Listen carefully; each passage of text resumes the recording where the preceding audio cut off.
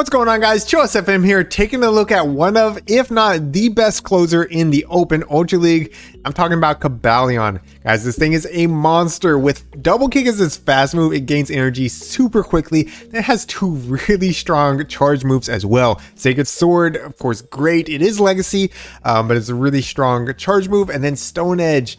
It's not stab, but it's such a good move already that if it's hitting things for neutral, it still hurts. And there's a lot of things in this meta that it's hitting for super effective, especially things like, I don't know, Charizard, which is on nearly every single team. It feels like, at least. It's not, but it feels like it.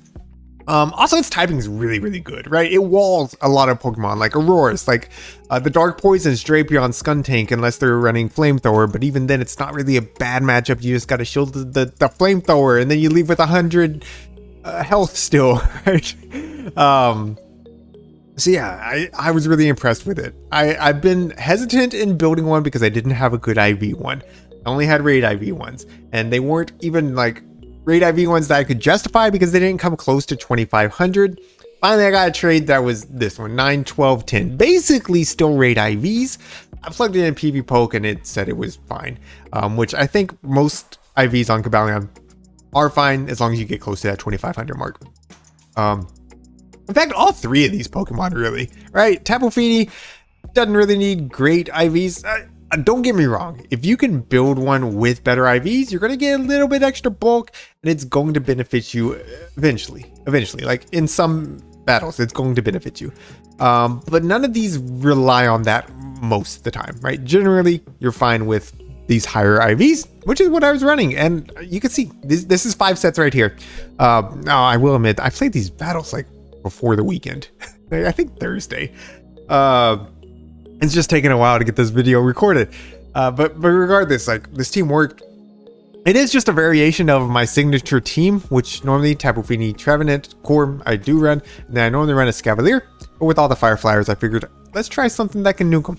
And Cobalion worked perfectly. So anyways, let's get into some of these battles. Leave a like, leave a comment down below. So already right here, you can see like how clutch it can be. We took out Virizion, which is a core breaker for this team. We took a Sacred Sword to the face right there at the end, and we still survived, and we took them out. So, GG's well played. You're gonna see quite a few core breakers, by the way, in this video. I was not seeing good leads. Still got these clamps. I was thinking about this. I was like, man, really, I should be making this video about Tapu Fini. Tapu Fini's in raids right now. It's going to get a lot more clicks if you put it about Tapu Fini, but I'd be lying if I said Tapu Fini did anything for this team. Not that it didn't do anything, but it didn't do much. Cobalion really clutched up here. So, Trevenant lead. My opponent slightly misplayed this. They could have done one more Shadow Claw, and then they could have got to the Shadow Ball against my Trevenant. One more Shadow Claw against Tapu Fini before they threw, and then would have got to the Shadow Ball. I would have had to shield. But they didn't, so I'm able to keep my shield. Out comes Drapion. This is what I'm talking about. We completely wall it here. Completely wall it. And I will be throwing the Sacred Swords over the Stone Edge. They are stab, right? You get the same type of attack bonus, and it's just a good move. So it is more energy efficient, even though Stone Edge does do more damage ultimately. They are running Aqua Tail, so they are going to be able to chip away at me. Doesn't do a ton. It does force me to shield right here. That's fine. It's pretty clear that they are weak to this thing in the back. And there it is, Skuntank. So another Dark Poison. We love to see it. We really do. So I'm going to throw the next Sacred Sword right here. Stone Edge probably would just about take them out. So they do throw up a shield. At this point, they have energy. So we're going to soak it on Trevenant. We got to get some use out of this Trevenant. And that's going to be it right here. They had to throw. Otherwise, I make it to the Shadow Ball and I just Shadow Claw down. So they do throw Crunch here. And at this point, I can overfarm. I thought I could overfarm and get the Stone Edge off before they got to their next charge move. Unfortunately, it is CMP, which means I might lose this. If that Drapion has enough energy and they can get to 2 moves, we're going to lose this. Stone Edge, of course, does take them out. I don't think they're in Sacred Sword range for this Drapion, so I need to make it to another Stone Edge. And this is going to be an Aqua Tail, which we survive. We're going to get the Stone Edge off. And that's going to be a GG's well played. Yeah, so Cobalion just putting in a ton of work. Despite us having a horrible lead with Trevenant, Cobalion with 2 shields able to just clutch up. Alright, into the next one. Tapu Fini up against a Shadow Swampert lead. So neutral leads I don't like to shield them with this team. Both of my back two Pokemon are really, really good with shield advantage and with energy advantage. So if my opponent wants to bait me, they're just going to give me an even bigger advantage. I'm going to build up to the Moonblast and I'm going to throw Surf. Just because this is a Shadow Swampert, I do expect a shield. If it's normal Swampert, I normally go straight Moonblast. They're going to be throwing again. And here's the thing about baiters. They love to bait. We're just going to no shield again. I don't care about my Tapu Fini enough. I don't care about it enough to ever shield right here. If they would have thrown the Quake there, that's perfectly fine. I would have farmed down with my Trevenant. I would have had a ton of energy on Trevenant, which threatens just about anything, right? Until you run into a Pidgeot. Most people don't run Pidgeot in the back though. Most of the time if it's Pidgeot, it's in the front because of it, then you can Brave Bird and dip. So now we're still going to be able to get that far down with Trevenant. Coming with energy is just so good, right? They're going to come in with a Zard. I'm not even going to swap here. I don't need to swap. I don't need to. We're going to throw the Shadow Ball. And at this point, I'm just going to force them to throw energy. Cobalion up 2 shields is going to beat almost anything. Almost anything. I'm trying to think of like what it wouldn't beat. I don't know. Let me know in the comments down below if you know. Because I honestly don't. Like, up 2 shields, able to spam out hard-hitting moves. Even like Giratina, you're fine. Right? Yeah. All right. Anyways, GG's. I don't know what they had in the back, but they didn't want to see Cobalion with energy. All right, so Walrein lead. Again, this is very neutral. They have to hit me with the Earthquake. I got to hit them with the Moonblast. Neither move one-shots. In fact, they need 2 Earthquakes to KO, and I need 2 Moonblast. Moonblast plus Surf is very, very close. They definitely need 2 Earthquakes. So we're going to go for the Moonblast here. And it's going to put them into the yellow. Again, they have to go for the Quake.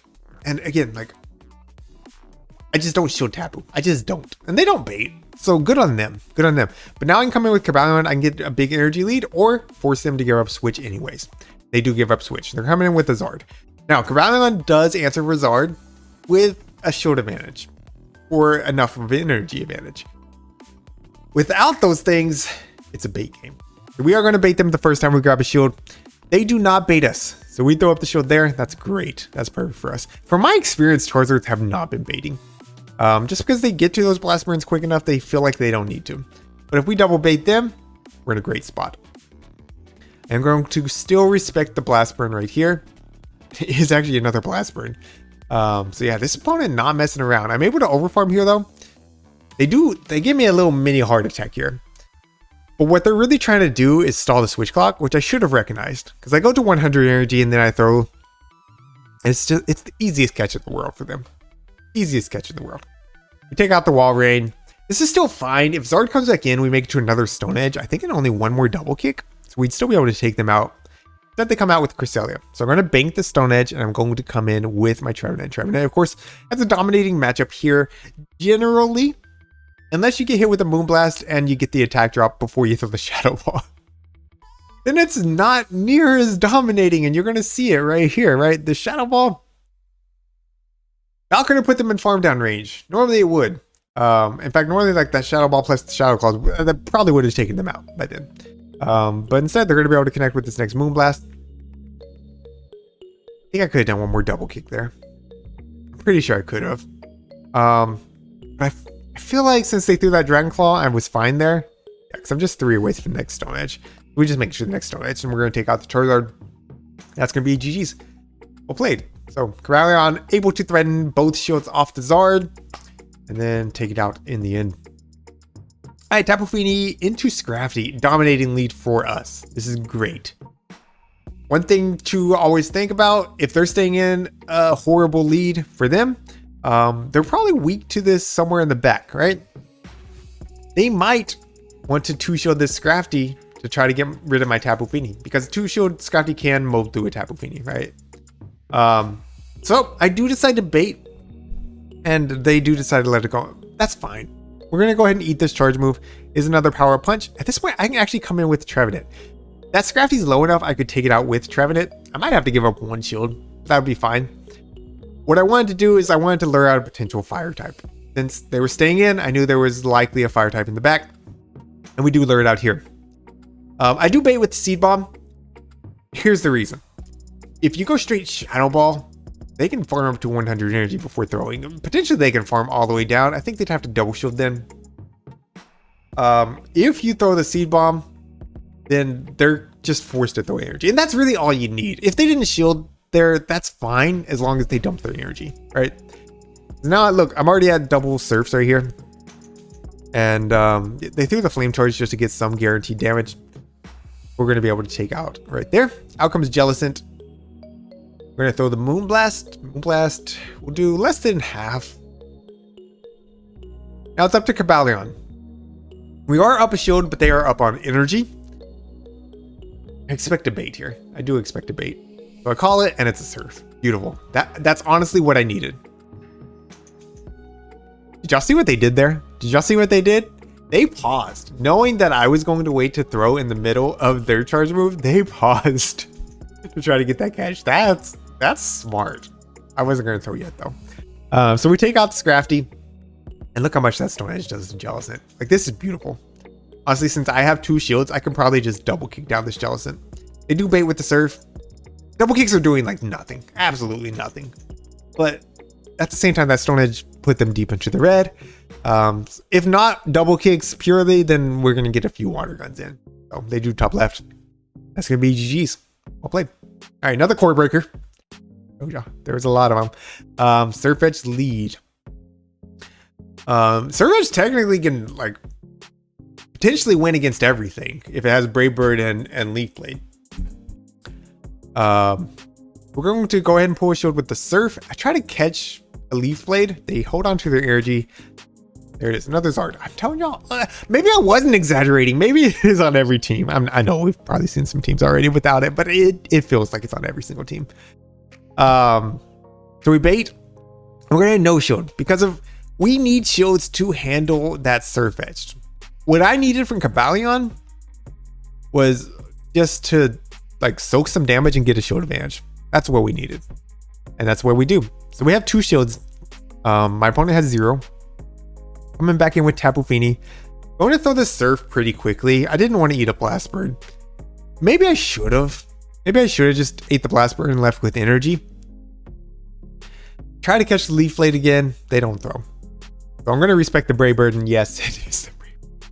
Holy, thank goodness I shielded. In the back, it's going to be a Wall Rain. We're up a shield. We're in a great spot at this point. Surf Edge still has some energy, but not enough that they're, like, already at. You can't hold back-to-back Brave Birds. So I do go ahead and shield up this Icicle Spear. And I'm going to farm up 5 more Shadow Claws, throw on CMP. Seed Bomb should be enough from here. Argument to be made that could have gone Shadow Ball to ensure the KO since it does do more. Seed Bomb was enough. And then we're just going to make it to another Seed Bomb. That's going to be GG's. Well played. I think they did have enough for a Brave Bird on that CMP right there. But if they would have thrown the Brave Bird, I would have just water gunned down. So they knew it was over. Shadow, Wall Rain, lead.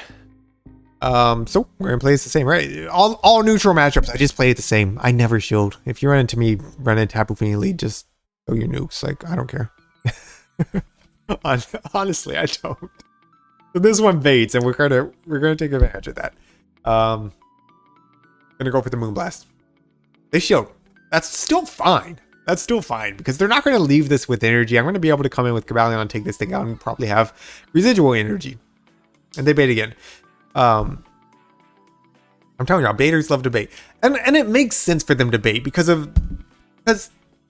they see that they've already given me an advantage, and it makes sense for me to fight for switch most of the time. But with this team, I just don't. So we're able to capitalize on it. Tapu Fini, safe swap. We're going to punish with our Trevenant. I do go and shield up this Moonblast,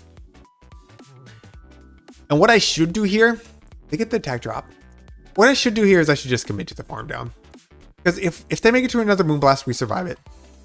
And having back-to-back Seed Bombs to threaten that Wall Rain would be huge. It'd be huge because of right here, they're going to come in with the Wall Rain. I'm going to get off 1 Seed Bomb. And now they're going to be able to overfarm. And they're not going to have to give up that second shield because they can throw right before my next Seed Bomb. This Wall Rain's still loaded. Like, it's loaded with energy. So I come in with Cobalion, and I actually am going to have to give up a shield right here. They do make it to the earthquake, just barely. Like that powder snow was the last one they needed right there. So we do throw up the shield. Zard in the back. Now I have the energy lead here.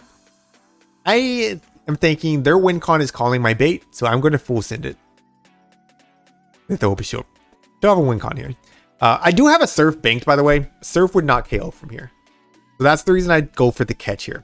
Because I need them to dump all their energy, like all the blast burn energy. That way I can make it to this blast burn. Because if I didn't catch there, they could have done a couple wing attacks potentially, thrown the dragon claw and left with a blast burn, and they could have still won. That catch was actually 100% crucial. But GG's, well played to my opponent. Excuse me, I need a little drink here.